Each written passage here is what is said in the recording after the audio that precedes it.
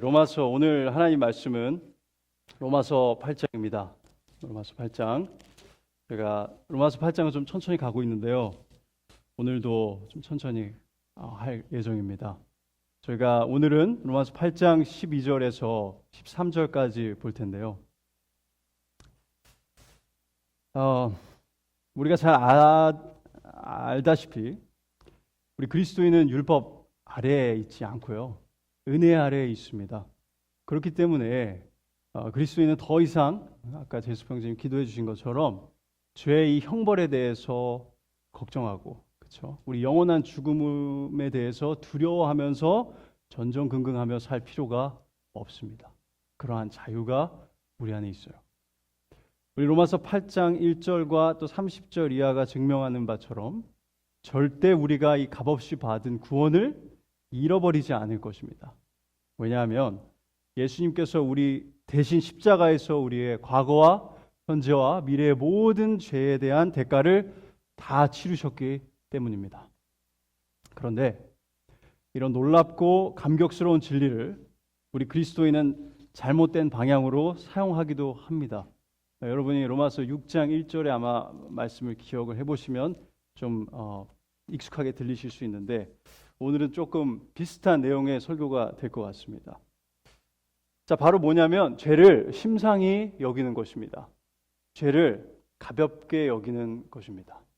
이렇게 죄를 가볍게 여기는 모습은 종종 우리 그리스도인들에게서 나타납니다. 우리의 삶에서도 볼 수 있고요. 주변의 사람들 통해서도 볼 수 있어요. 그러나 오늘 본문은 우리가 절대로 죄를 가볍게 여겨서는 안 되는 이유를 우리에게 말해줍니다. 그리고 죄를 가볍게 여기는 대신에 죄를 적으로 규정하고 죽이라고 말하고 있습니다. 그럼 이제 본문을 읽고 죄를 죽여야 하는 이유에 대해서, 그리고 죄를 어떻게 죽여야 하는지 그 방법에 대해서 알아보도록 하겠습니다. 로마서 8장 12절에서 13절입니다. 그러므로 형제들아, 우리가 빚진 자로 돼 육신에게 져서 육신대로 살 것이 아니니라. 너희가 육신대로 살면 반드시 죽을 것이로되 영으로서 몸의 행실을 죽이면 살리니. 자, 오늘 본문을 보면요, 바울은 그러므로라는 접속사로 시작을 하고 있습니다. 이 그러므로라는 접속사는요, 저희가 거창하게 말하면 교리와 실천을 연결해주는 연결어입니다. 성경은 우리에게 아무 이유 없이 행동을 바꾸라고 하지 않습니다. 만약 그랬다면 성경을 믿는 기독교는 단순히 정해진 법률이나 규율에 따라 사는 윤리적인 체계만을 가진 종교였을 것입니다. 그러나 성경에는 하나님에 대해, 사람에 대해, 구원에 대해, 죄에 대해, 교회에 대해, 또 미래에 일어날 일들에 대해서 가르치는 내용이 많이 있습니다. 이처럼 우리가 알아야 하는 진리들을 우리는 교리라고 부릅니다. 그래서 교리를 이해한다는 것은 하나님께서 주신 이 진리를 이해한다라는 뜻입니다. 자, 그런데 기독교는 또 이러한 교리들만을 가진 단순한 지식 체계가 아닙니다. 오늘 본문처럼 성경에는 우리의 생각과 말과 행동을 회개하고 변화시킬 것을 요구합니다. 그래서 성경은 교리와 실천을 연결시킵니다. 자세히 말하자면 교리를 기반으로 이제 어떤 삶을 살아야 하는지 가르칩니다. 그렇기 때문에 오늘 본문의 그러므로라는 접속어는 교리와 실천을 연결해주는 연결고리입니다. 그러면 어떤 교리에 기반해서, 어떤 진리에 기반해서 우리의 행실을 바꾸어야 하는지 지금까지 배운 것들을 잠깐 되새겨 보도록 하겠습니다. 오늘 8장에서요. 먼저 8장 첫 부분에서는요, 성령의 생명의 법이 우리를 죄와 사망의 법에서 해방시켰다라고 말하고 있습니다. 예수님께서 십자가에서 우리 죄의 대가를 다 치르시고 그분의 죽으심으로 인해서 우리를 죄의 책임과 그 억압에서 자유롭게 하셨고요. 동시에 우리로 하여금 율법의 요구를 이루면서 살 수 있게 해주셨습니다. 즉 성화되면서 살 수 있게 해주신 것입니다. 그리고 지난주 말씀을 떠올려 보면 성령님은 모든 그리스도인 안에 거하시고 예수 그리스도를 부활시키신 것처럼 또한 우리를 부활시키실 것이라고 약속하셨습니다. 이렇게 놀라운 진리들은 이제 우리의 삶으로 침투해서 들어옵니다. 그래서 우리가 첫 번째로 죄를 죽여야 하는 이유를 볼 텐데요. 그것은 우리가 성령의 빚진 자이기 때문입니다. 12절에서 보면 우리가 빚진 자로 되라고 말하고 있습니다. 우리가 빚진 자로 되라고 하는 말은 지금까지 우리가 살펴본 진리에 함의된 그 진리라고 할 수 있습니다. 우리를 죄와 사망으로부터 해방시켜 주시고 우리 안에 성령님께서 내주하시고 미래에 우리를 부활시키실 것이라는 약속은 우리가 죄의 종합체인 육신의 빚진 자라가 아니라 바로 성령님께 빚진 자라는 사실을 가르쳐 줍니다. 우리가 죄를 가볍게 여겨서 안 되는 첫 번째 이유는 우리는 육신에게 의무를 가진, 육신에게 빚진 자가 아니라 성령님께 빚진, 성령님의 말을 듣고 따르고 그분을 기쁘시게 할 의무를 가진 그런 마음을 가진 사람들이기 때문입니다. 고린도전서 6장 18절, 20절 아주 중요한 말씀인데요. 한번 같이 살펴볼까요? 고린도전서 6장입니다. 여기서도 비슷한 내용이 나옵니다. 고린도전서 6장 18절입니다. 음행을 피하라 라고 명령하고 있죠. 왜 그렇죠? 사람이 범하는 죄마다 몸 밖에 있거니와 음행하는 자는 자기 몸의 죄를 범하느니라. 너희 몸은 너희가 하나님께로부터 받은 바 너희 가운데 계신 성령의 전인 줄을 알지 못하느냐? 너희는 너희 자신의 것이 값으로 산 것이 되었으니 그런즉 너희 몸으로 하나님께 영광을 돌리라. 이렇게 말하고 있습니다. 이 고린도전서 말씀에서 바울은 음행을 피해야 하는 이유는 그리스도인은 자신의 것이 아니라 성령님의 전이며 값으로 산바된 하나님의 소유이기 때문이라고 말하고 있습니다. 여러분, 우리는 성령님을 모시고 있는 성령님의 전입니다. 이게 얼마나 놀라운 사실입니까? 생각을 하면 할수록 정말 놀랍습니다. 이렇게 감격스러운 사실을 우리가 알 수 있다는 게 정말 감사합니다. 그리고 우리가 이 진리를 생각하면 할수록요, 우리 마음 가운데 죄를 생각하고 죄를 상상하고 죄를 내뱉고 죄를 행하는 것에 대한 불편함이 증가하고요, 적대감이 증가합니다. 그렇게 해야만 합니다. 우리는 육신, 즉 죄에 오염된 인간의 본성에서부터 나오는 생각과 말과 행동을 절대로 가볍게 여겨서는 안 됩니다. 우리는 이제 육신에 속하지 않았고요, 육신에게 종로를 타고 있지 않으며 육신에게 빚진 자가 아니기 때문입니다.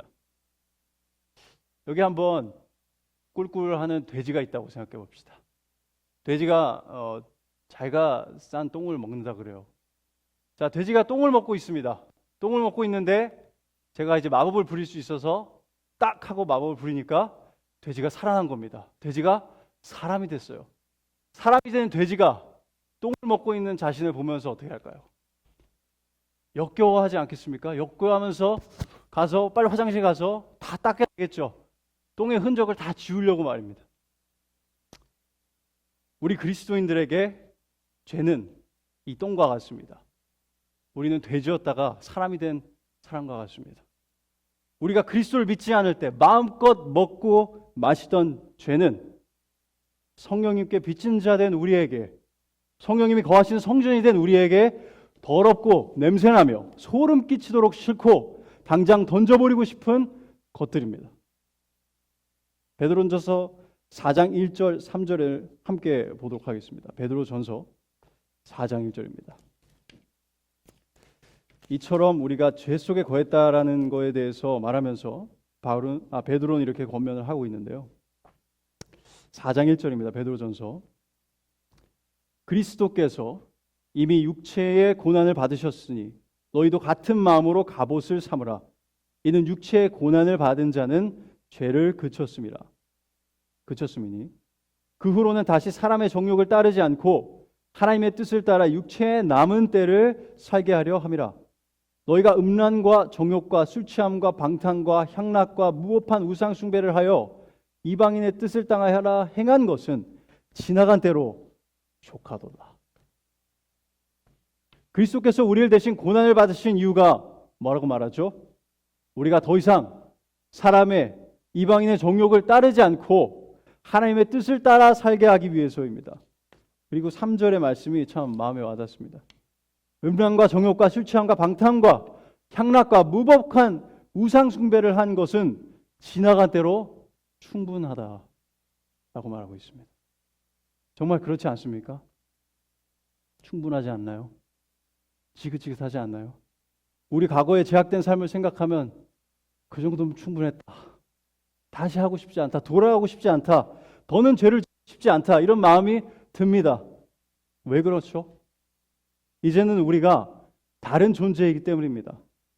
우리는 하나님의 전유, 하나님에게 답하고 하나님의 뜻을 따라 살아갈 의무가 있는 자들입니다. 그리고 우리는 의무만 있는 게 아니라 하나님에 향한 사랑이 있습니다. 이제 우리는 아들들로서 하나님을 사랑하고 그분의 뜻을 사랑하기 때문에 우리는 죄를 멀리하고자 합니다.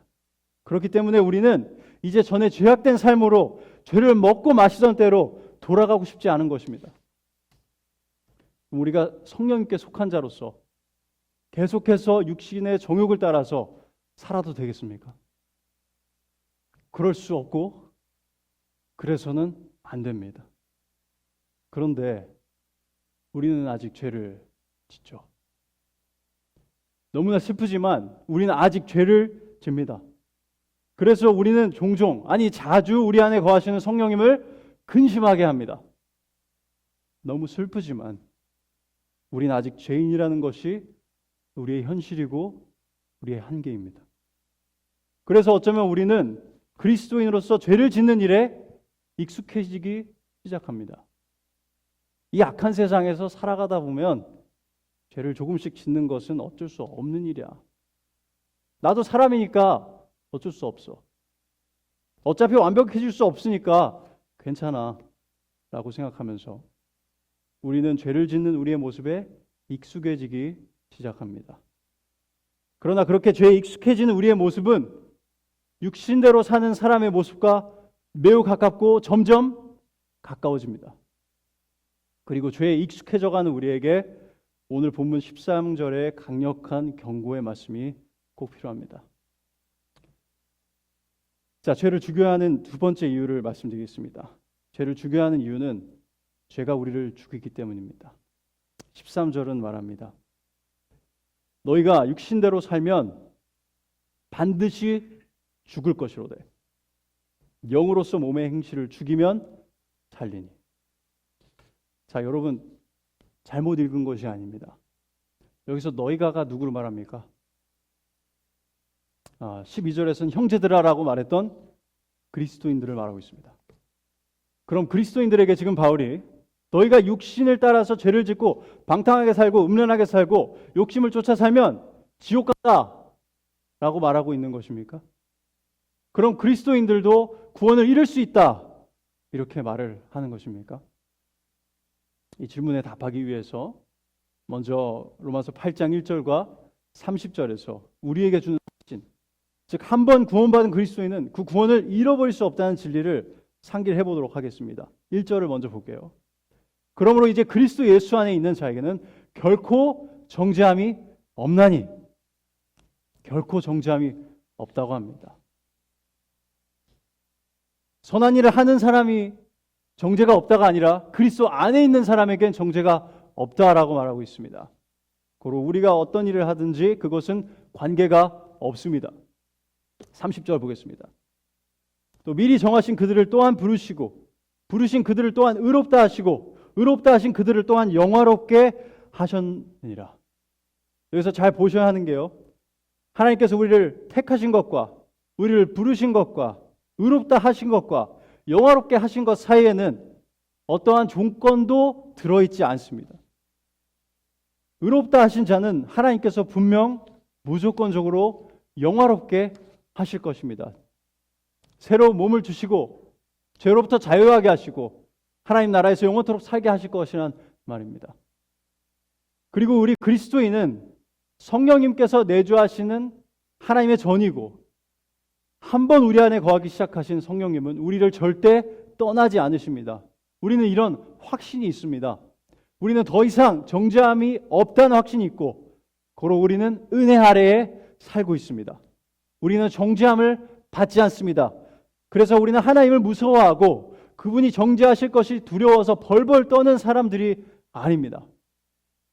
이것은 성도의 견인이라는 이름으로 알려진 구원의 교리입니다. 하나님께서 우리 그리스도인들을 끝까지 견인하실 것, 즉 우리의 구원을 지키시고 끝끝내 우리의 몸의 부활까지 이루실 것이란 성경이 말하는 진리입니다. 자, 그럼 오늘 본문의 이 나리선 경고의 말씀은 어떻게 이해해야 할까요? 너희가 육신대로 살면 반드시 죽을 것이로되 영으로서 몸의 행실을 죽이면 살리니. 우리가 육신대로 산다는 것은 죄를 지으면서 산다는 것을 말합니다. 죄를 가볍게 여기고 당연하게 여기면서 죄를 짓는 삶을 말합니다. 우리가 구원받기 전까지 살았던 삶을 말합니다. 그런데 구원받은 자로서 그렇게 하면 우리가 반드시 죽는답니다. 이것은 나리선 경고입니다. 이 시대에 구원받았다 하면서도 죄를 가볍게 여기면서 죄를 짓는 그리스도인들을 향한 하나님의 강력한 경고의 말씀입니다. 이것은 구원을 잃을 수 있다라는 가르침을 주는 말씀이 아닙니다. 그러나 이 말씀은 죄의 결과에 대해서 분명하고 명확하게 말해주어서 그리스도인들이 정신을 차리고 죄를 올바른 눈으로 바라보도록 경고하는 말씀입니다. 이게 무슨 말이냐면요, 우리가 은혜로 구원을 받았고 이제 그 구원을 잃을 수 없다라는 말을 들으면 우리의 죄악된 육신은 우리를 속입니다. 우리를 속여서 어떻게 생각하게 하나요? 예수를 믿지 않는 사람들은 죄를 지으면 영원한 천벌을 받지만 예수를 믿는 나는 죄를 지어도 영원한 죽음을 당하지 않는다 라고 생각합니다. 맞는 말이긴 합니다. 나는 죄를 지어도 영원한 죽음을 맞이하지 않으니 여기서부터 문제가 생깁니다. 이상하게도 죄를 짓는 일이 무섭지가 않아요. 회개하면 된다고 마음은 쉽게 나를 안정시키고, 노아도 술에 취했고 다윗도 가늠했고 살인했으며 베드로도 예수님을 부인했으니 뭐 나라고 별 수 있나? 라고 생각합니다. 그리고 하나님은 이제 나에게는 아버지시니까 언제나 나를 자비롭게만 보시니까 내가 회개만 하면 용서해 주시니까 너무 걱정하지 않고 죄를 지어도 된다 라고 생각합니다. 그리고 어떤 경우에는 내가 짓는 건 죄가 아니라 나에게 주신 하나님의 특별한 축복이야 라고 스스로를 속이기까지 합니다. 그래서 우리는 죄의 유혹이 있는 곳을 두려움 없이 어슬렁 버립니다. 마치 사이는 안 좋지만 오랜 벗을 대하듯이 죄를 은근히 친근하게 여깁니다. 자, 이런 생각은 우리가 지금 예배를 드리면서 생각을 하면 정말 말도 안 된다고 생각할 수 있지만, 여러분 잘 생각해 보세요. 우리가 죄의 유혹을 받는 순간에 우리의 생각은 마비되고요, 우리의 분별력은 흐려지고 이런 말도 안 되는 생각들이 우리의 생각이 됩니다. 여러분, 이게 정상입니까? 통계적으로 따지면 그리스도인들에게 일어나는 정상적인 일입니다. 그러나 성경적으로 따지면 이건 전혀 정상적인 그리스도인의 사고방식이 아닙니다. 철저히 잘못되었고 오류로 가득한 생각이며 하나님이 아니라 사탄의 속임수에 넘어간 것입니다. 바울은 지금 우리 그리스도인들에게 죄를 바라보는 올바른 자세를 가르쳐주고 있습니다. 우리를 견인하시고 영원한 구원에서 떨어지지 않게 하시는 하나님의 은혜는 시들지도 꺾어지지도 않는 하나님의 진리입니다. 그러나 이런 영광스러운 진리를 그릇 사용하여 우리가 죄를 바라보는 마음가짐을 비틀어 놓는다면 우리는 비극적인 그리스도인의 삶을 살 것입니다. 쓸모없는 그리스도인의 삶을 살 것입니다. 영원한 생명을 잃지 않아도 비참한 삶을 살게 된다는 것입니다. 다윗이 자신의 죄에 대한 대가를 치르지 않았습니까? 그의 집에 피바람이 불고 세상 앞에서 망신을 당하지 않았습니까? 열심히 하나님의 일을 하다가 죄에 빠지는 사람들을 보십시오. 그들이 참된 그리스도인이어서 구원을 잃지 않을 수 있지만 사탄이 사람들을 미혹하고 하나님의 복음으로부터 멀어지게 하는데 유용하게 쓰이지 않겠습니까? 사탄의 도구로 말입니다. 그리스도인은 죄를 지어도 영원한 죽음을 맞이하지 않습니다. 그러나 그리스도인은 죄를 절대로 가볍게 심상히 여겨서는 안 됩니다. 죄는 오랜 벗도 아니고 평소에는 나쁘지만 나에게는 좋은 그런 이웃도 아닙니다. 죄는 우리의 적이고 우리를 죽음으로 끌고 가는 사탄의 무기입니다. 그렇기 때문에 본문에서 우리가 육신대로 살면 반드시 죽는다라는 진리는 우리 그리스도인이 실제로 구원을 잃고 영원한 죽음을 맞이한다는 것을 가르치는 것이 아니라 우리 그리스도인들이 가져야 할 죄에 대한 마음가짐을 가르치는 것입니다. 우리는 죄를 따라 살다가 죽는다라는 생각으로 죄를 대해야 합니다. 이것은 사륙전입니다. 우리는 죄를 짓습니다. 그러나 우리는 죄를 지어서는 안 됩니다. 이러한 현실과 우리의 마음가짐의 차이를 보여주는 구절이 요한일서에도 있습니다. 요한일서 1장 8절, 10절을 먼저 찾아보겠습니다. 요한일서 1장 8절에서 10절입니다. 잘 아시는 말씀이죠. 만일 우리가 죄가 없다고 말하면 스스로 속이고 또 진리가 우리 속에 있지 아니할 것이요. 만일 우리가 우리 죄를 자백하면 그는 미쁘시고 의로우사 우리 죄를 사하시며 우리를 모든 불의에서 깨끗하게 하실 것이요. 만일 우리가 범죄하지 아니하였다면 하나님을 거짓말하는 이로 만드는 것이니 또한 그의 말씀이 우리 속에 있지 아니하니라. 사도 요한은 우리에게 분명한 어조로 말해주고 있습니다.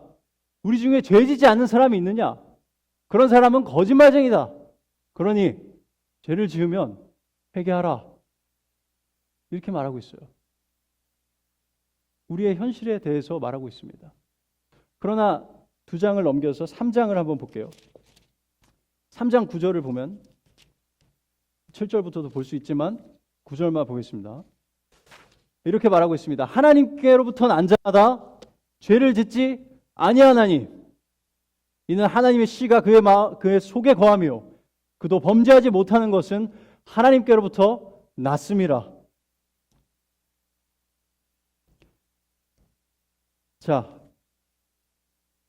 요한일서 3장 9절에서는 그리스도인의 현실을 말하는 것이 아니라 그리스도인과 죄의 관계를 말하고 있고 그로 인해서 그리스도인이 죄를 대하는 마음가짐에 대해서 말하고 있습니다. 하나님께로부터 난 그리스도인은 이제 죄와는 상극입니다. 우리는 이제 죄를 짓지 않습니다. 이것이 우리가 죄를 향해 가져야 하는 마음가짐입니다. 우리는 죄와 적입니다. 우리가 죄를 짓는다는 현실 때문에 우리가 죄와 가까운 존재는 아닙니다. 우리가 죄를 짓는다는 안타까운 현실 때문에 우리가 죄를 가볍게 여겨서는 안 된다는 것입니다. 그것은 하나님을 모독하는 일이고 우리 안에 거하시는 성령님을 슬프게 하는 일이며 우리를 위해 죽으신 그리스도를 비웃는 일이 됩니다. 죄를 가볍게 여기는 마음, 하나님의 은혜를 악용하는 마음, 회개를 쉽게 생각하는 마음, 그런 마음을 우리가 계속 가지고 있어도 되겠습니까? 하나님은 자신의 사도들을 통해서 절대 안 된다라고 가르쳐주고 있습니다. 내가 죄를 죽이지 않으면 죄가 나를 죽일 겁니다. 내가 죽거나 내가 죽이거나 둘 중 하나만 선택할 수 있습니다. 이것이 갈라디아서 5장 17절에 기록된 성령과 육체의 지속된 싸움입니다. 육체의 소욕은 성령을 거스르고 성령은 육체를 거스르나니 이 둘이 서로 대적함으로 너희가 원하는 것을 하지 못하게 하려 함이라. 우리는 이 싸움에서 항상 육체가 아닌 성령님의 편에 서야 합니다. 이것이 우리의 싸움이고 성화를 위한 우리의 전투입니다. 이제 본문 마지막 부분은 우리가 죄를 어떻게 대해야 하는지 가르쳐 줍니다. 그리고 그게 오늘 말씀의 제목이죠. 죄를 죽이는 것이죠. 한 번 더 읽겠습니다. 13절이요. 너희가 육신대로 살면 반드시 죽을 것이로되 영으로서 몸의 행실을 죽이면 살리라. 자, 여기에 성화에 대한 매우 중요한 진리들이 있습니다. 우리는 육신을 따라 죄를 심상히 여기고 죄를 지으며 살아서는 안 됩니다. 죄라면 치를 떨어야 합니다. 전투 중에 적을 만난 사람처럼 돼야 합니다. 그러면 어떻게 해야 합니까? 본문은 먼저 몸의 행실, 즉 죄를 죽이라고 말하고 있습니다. 그런데 여기서 죽이라라는 동사는요, 현재 동사입니다. 그리스어에서 현재 동사라는 것은 계속해서 하라는 겁니다. 그러니까 죄를 한 번 죽이면 끝나는 게 아니라 계속 죄를 죽이라라는 것입니다. 강단에서 자꾸 죽이라라고 해서 죄송한데 우리가 전투에서는요, 적보다 더 공격적이어야 이길 수 있습니다. 그래서 우리가 죄를 죽이라라는 것이 듣기 거북하더라도 그것이 우리의 삶이라는 것을 우리가 좀 생각할 수 있으면 좋겠습니다. 자, 그래서 우리의 삶은요, 죄와의 끊임없는 전투입니다. 여러분이 전투를 싫어하고 계속 투쟁하며 사는 것을 싫어하셔도 어쩔 수가 없습니다. 저기 밤낮을 가리지 않고 달려드는 전장에서 다른 선택지는 없습니다. 내가 죽이거나 내가 죽거나 둘 중 하나밖에 없습니다. 그리고 두 번째로 중요한 진리는요, 우리가 죽여야 한다는 것입니다. 본문은 성령님께서 너 대신 죄를 죽여주실 거야 라고 말하고 있지 않습니다. 대신 성령으로서 몸의 행실을 죽이라 라고 명령하고 있습니다. 이것은 우리의 일입니다. 여러분의 일입니다. 우리가 능동적으로 적극적으로 싸워야 하는 싸움입니다. 어떤 그리스도인 목회자들은 성화는 하나님이 하시는 것이기 때문에 우리는 하등의 노력도 아무런 노력도 할 필요가 없다고 가르칩니다. 오히려 우리가 노력을 하기 시작하면 율법주의가 된다라고 가르칩니다. 그러니 하나님이 나를 성화시키도록 나는 길에서 비켜서 가만히 있어야 한다라고 가르칩니다. 영어로는 let go, let God 이라고 부르는 가르침입니다. 이러한 가르침은 성화를 사람의 의지와 노력에 국한시키려는 가르침에 대한 과도한 반응입니다. 그러나 바울은, 그래서 하나님은 다르게 말하십니다. 오늘 본문에서 우리에게 뭐라고 말씀하시죠?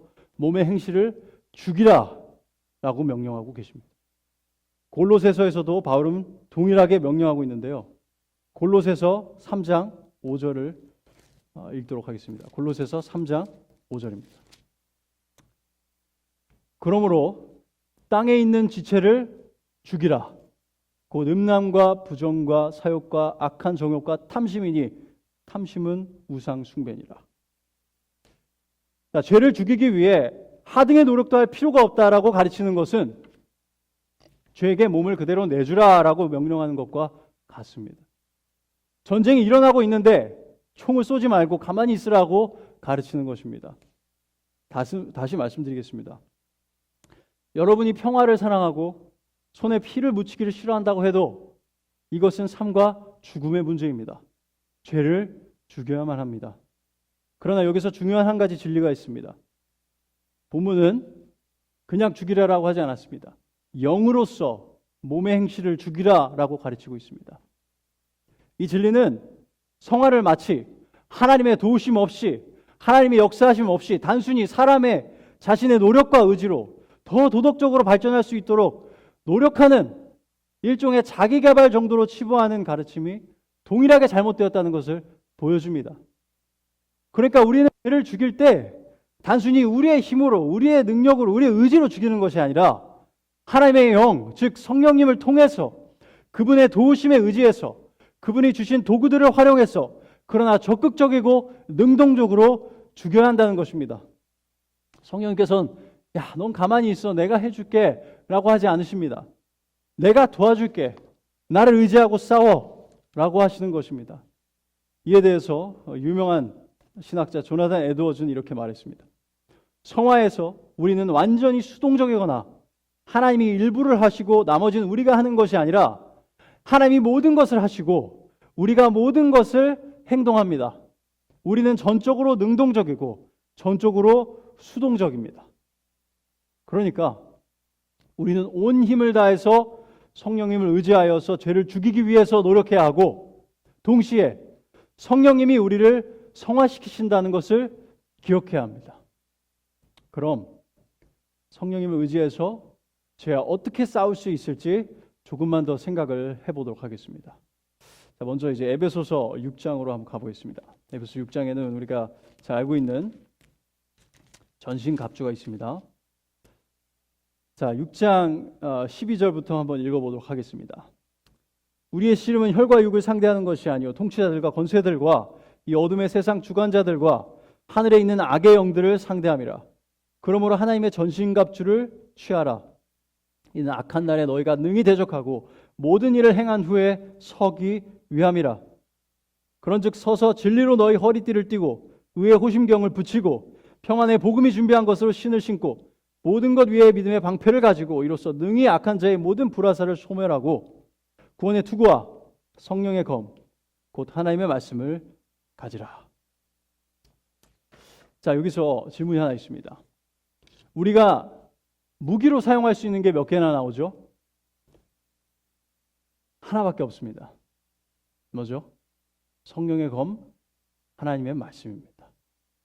그럼 우리는 성령님을 통해서 죄를 죽이려 할 때에 꼭 사용해야 하는 것이 있는데, 꼭 휘둘러야 하는 것이 있는데, 그것이 바로 하나님의 말씀인 것입니다.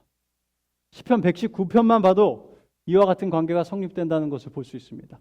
제가 몇 절만 추려서 말씀드릴게요. 시편 119편 9절. 청년이 무엇으로 그의 행실을 깨끗하게 하리이까? 주의 말씀만 지킬 따름입니다. 11절. 내가 주께 범죄하지 아니하려 하여 주의 말씀을 내 마음에 두었나이다. 36절. 내 마음을 주의 증거들에게 향하게 하시고 탐욕으로 향하지 말게 하소서. 37절. 내 눈을 돌이켜 허탄한 것을 보지 말게 하시고 주의 길에서 나를 살아나게 하소서. 38절. 주를 경외하게 하는 주의 말씀을 주의 종에게 세우소서. 104절. 주의 법도들로 말미암아 내가 명철하게 되었으므로 모든 거짓 행위를 미워하나이다. 105절. 주의 말씀은 내 발의 등이요 내 길의 빛이니이다. 133절. 나의 발걸음을 주의 말씀에 굳게 세우시고 어떤 죄악도 나를 주관하지 못하게 하소서. 시편 기자는 죄악에 빠지지 않는 길은 하나님의 말씀을 무기로 사용하는 것임을 분명하게 밝히고 있습니다. 그래서 우리는 죄를 죽여야 하는데 그 방법은 바로 하나님의 말씀을 읽고 듣고 나누고 생각하고 묵상하고 믿고 순종하는 것입니다. 우리가 말씀을 가까이 할 때에 우리는 죄를 가볍게 여기지 않고 있는 그대로 보게 됩니다. 죄는 우리의 적이며 죄와의 평화 조약 따위는 없습니다. 우리가 말씀을 가까이 할 때에 우리는 죄를 이길 수 있는 마음과 힘을 얻게 됩니다. 하나님의 말씀은 우리의 마음의 눈을 열고 우리 주님의 아름다움을 바라보게 해주시고 우리의 부르심의 소망의 영광스러움을 보게 해주십니다. 우리가 말씀을 통해 그리스도를 계속 바라볼수록 우리는 그분을 닮아갑니다. 고린도후서 3장 18절이죠. 우리가 다 수건을 벗은 얼굴로 거울을 보는 것 같이 주의 영광을 보매 그와 같은 형상으로 변화하여 영광에서 영광에 이르니 곧 주의 영으로 말미암음이니라.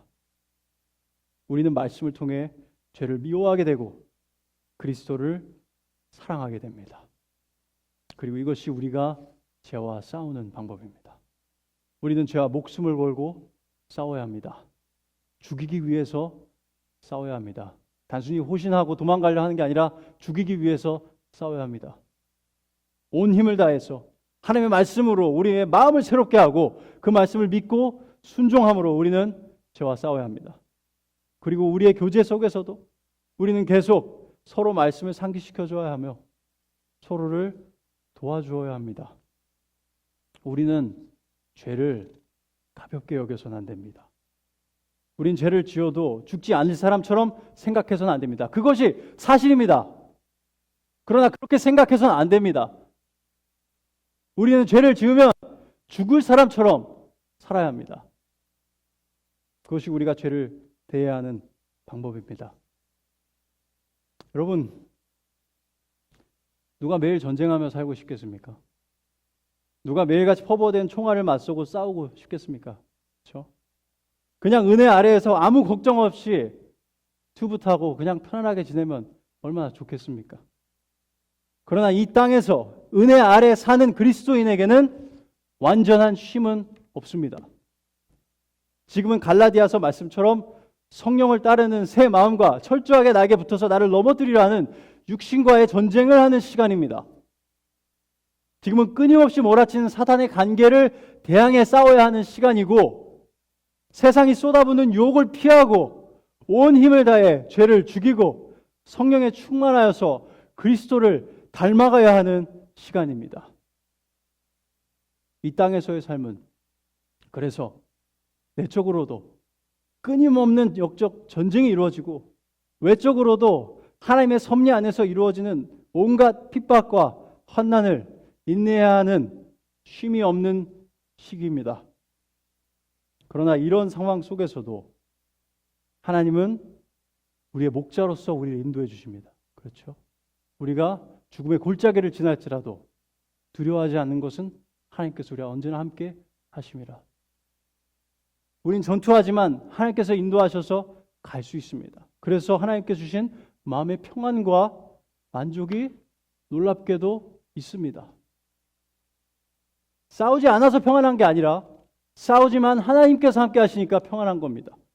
그리고 그 때문에 우리는 인내할 수 있고 이 땅에서부터 오지 않는 하늘에서부터 오는 기쁨을 만끽하며 죄와의 그리고 사탄의 관계와의 전쟁을 지속해 나갈 수 있습니다. 그런 여러분, 그리스도인의 삶은 쉼을 즐기는 삶이 아니라 전투를 하는 삶이라는 것을 아시기 바랍니다. 자, 빌립보서 4장 4절에서 바울은 이렇게 말하죠. 주 안에서 항상 기뻐하라. 내가 다시 말하노니 기뻐하라. 왜죠? 우리가 3절을 보면 빌립보 교인들이 바울과 함께 구원을 위한 멍에를 같이 하였다라고 말하고 있고요. 또 바울이 보내는 사람들처럼 그들의 이름 또한 생명책에 기록되어 있기 때문입니다. 베드로의 말을 빌리면 그들에겐 산 소망이 있기 때문에 그 소망을 위해서 일하고 있기 때문에 그리스도인은 기뻐해야 한다는 것입니다. 그러나 그렇다고 해서 그리스도인의 삶이 꽃길을 걷는 것처럼 아무 문제없는 평온의 삶이라고 바울은 가르치지 않습니다. 바울 스스로도 자신의 죄와의 싸움을 싸웠고 복음을 위해서 온몸이 부서지도록 일했습니다. 그래서 인생 말미에 바울은 자신의 삶을 이렇게 표현했는데요. 디모데후서 4장 한번 찾아볼까요? 디모데후서 4장 6절에서 8절입니다. 디모데후서 4장 6절에서 8절입니다.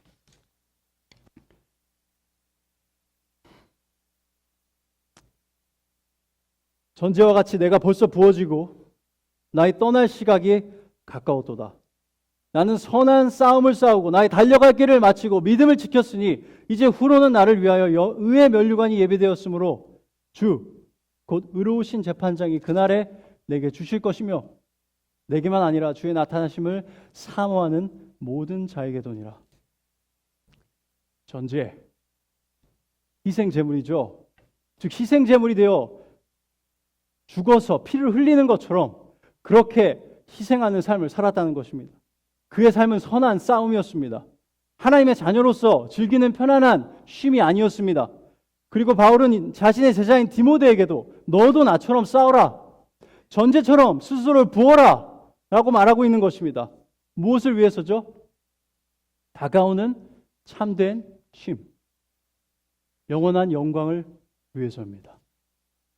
내 안에 거하시는 성령님을 기쁘시게 하기 위해서이고 나를 위해 자신을 내어주신 예수 그리스도를 위해서 하는 일입니다. 바울은 뼈를 깎아내는 고통을 감내하면서도 성령님을 따라 죄와의 싸움을 싸웠고 자신에게 주어준 사명을 감당해냈습니다. 그리고 바울처럼 우리의 삶 또한 전쟁이고 사명을 이루기 위해서 계속 땀을 흘리고 수고해야 하는 삶입니다. 그럼 우리의 마음의 기쁨은 어디서 오나요? 이 세상에서 즐길 수 있는, 맛볼 수 있는 하나님의 축복에서도 우리가 위로를 받기도 합니다. 우리가 함께 이렇게 예배를 드리면 그것만으로도 위로가 됩니다. 그러나 궁극적으로는 다가오는 산 소망에서 우리의 기쁨은 옵니다. 여러분, 우리는 계속해서 전쟁에 사용하지 않으면 녹이 쓸어서 부패해서 쓸모가 없어집니다. 우리에게 계속해서 죄와의 싸움이 있는 것은 우리가 더 하나님께 유용하게 쓰일 수 있는 유일한 길이 바로 죄와의 싸움을 싸우는 것이기 때문입니다. 하나님은 우리를 계속해서 단련하시고 그래서 점점 거룩하게, 그래서 점점 강력한 하나님의 무기로 만들어 가십니다. 그리고 우리는 이 과정을 이 삶에서는 멈추어서는 안 됩니다. 그리스도인의 자유는 죄의 결과를 걱정할 필요 없이 죄를 지을 자유가 아니라 죄의 결과뿐 아니라 죄를 짓지 않을 수 있는, 의를 행할 수 있는 자유입니다. 그러니 우리는 절대 이 전쟁을 멈추어서는 안 됩니다. 난 이제 싸울 만큼 싸웠고 이미 정상에 서 있으니 죄에 넘어지지 않을 것이다 라고 착각해서는 안 됩니다.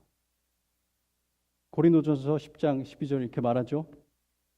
그런즉 선줄로 생각하는 자는 넘어질까 조심하라. 잠언 16장 17절 18절은 이렇게 말합니다. 악을 떠나는 것은 정직한 사람의 대로이니 자기의 길을 지키는 자는 자기의 영혼을 보존하느니라.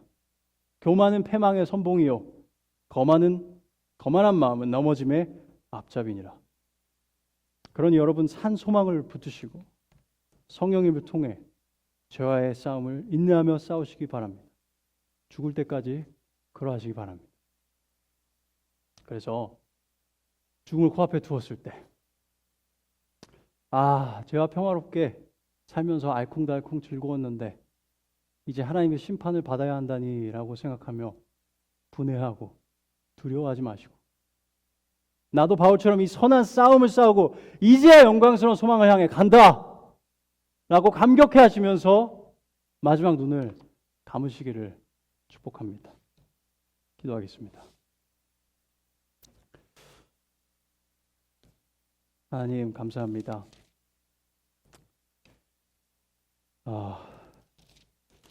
우리의 삶이 죄와의 계속된 싸움이라는 걸 생각하면 정말 마음이 무겁고 저희 몸조차도 무거워집니다. 그러나 우리는 구원받은 자로서 은혜 아래서 하나님 주신 평안을 누리고 살아갑니다. 우리에게는 약속이 있습니다. 변치 않을 약속이 있습니다.